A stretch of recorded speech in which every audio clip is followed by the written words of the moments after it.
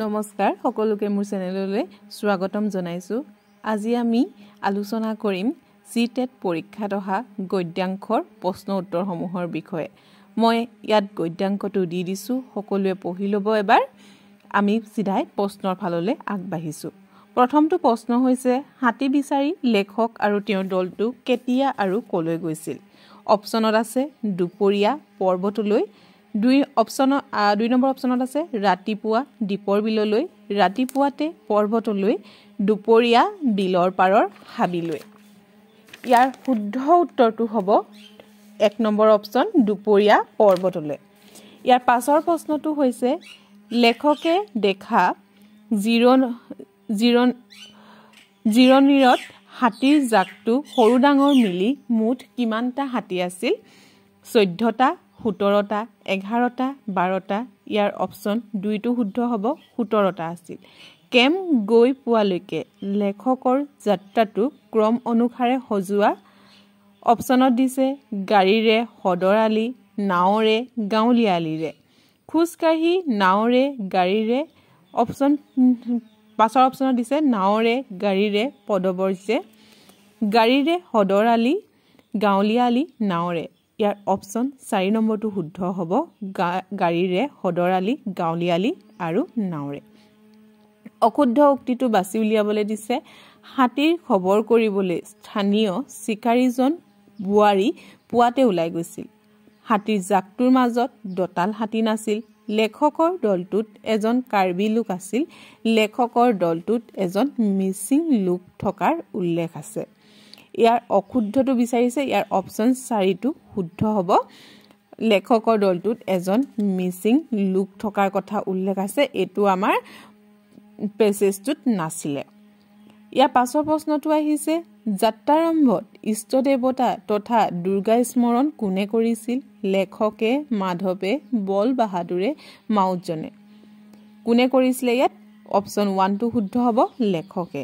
আমাৰ কণ্ঠত ধাতু আহিল, এই অভিব্যক্তিটো আৰু কেনেদৰে প্ৰকাশ কৰিব পৰা যায়? অপচন দিছে মৰু যি হু অধিকৈ, মৰণত হৰণ দি, উশাহটো ঘূৰি অহা, মূৰৰ চুলিৰে জিউটো যোৱা। আমি আমাৰো কণ্ঠত ধাতু আহিল বুলি ক'লে আমি কি কওঁ? আমাৰ উশাহটো ঘূৰি আহিল বুলি কওঁ। গতিকে ইয়াৰ অপচন কোনটো শুদ্ধ হ'ব? 3 নম্বৰটো হ'ব উশাহটো ঘূৰি অহা।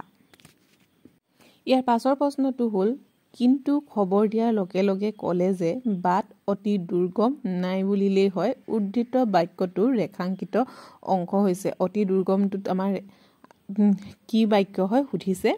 খণ্ড বাক্য নে, ক্ৰিয়া বিশেষণ নে, পৰসৰ্গ নে, বিশেষণীয় বিশেষণ হয়? প্ৰথমতে আমি কোনটো কি কয় সেয়া আমি ভালদৰে এবাৰ জানি লওঁ। খণ্ড বাক্য বুলি ক'লে যিবোৰ বাক্য সম্পূৰ্ণ হ'বলৈ যি অংশ লাগে সেইবোৰ নাথাকে।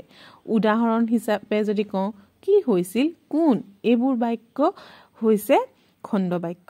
আকৌ যিবোৰ শব্দে ক্ৰিয়াক যেনে গুণ, পৰিমাণ, সময়, স্থান, ভংগী আদিক স্পষ্ট কৰি তোলে তাক আমি কওঁ ক্ৰিয়া বিশেষণ বুলি।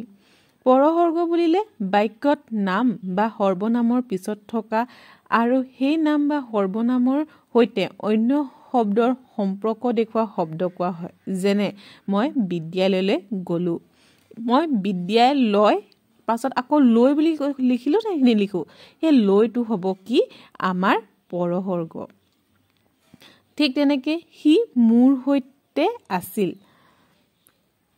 সি মোৰ সৈতে আছিল বা সি মোৰ সৈতে গ'ল।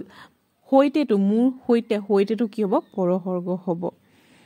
তাৰপিছত আহিছো বিশেষণীয় বিশেষণ। বিশেষণীয় বিশেষণ কি হয়?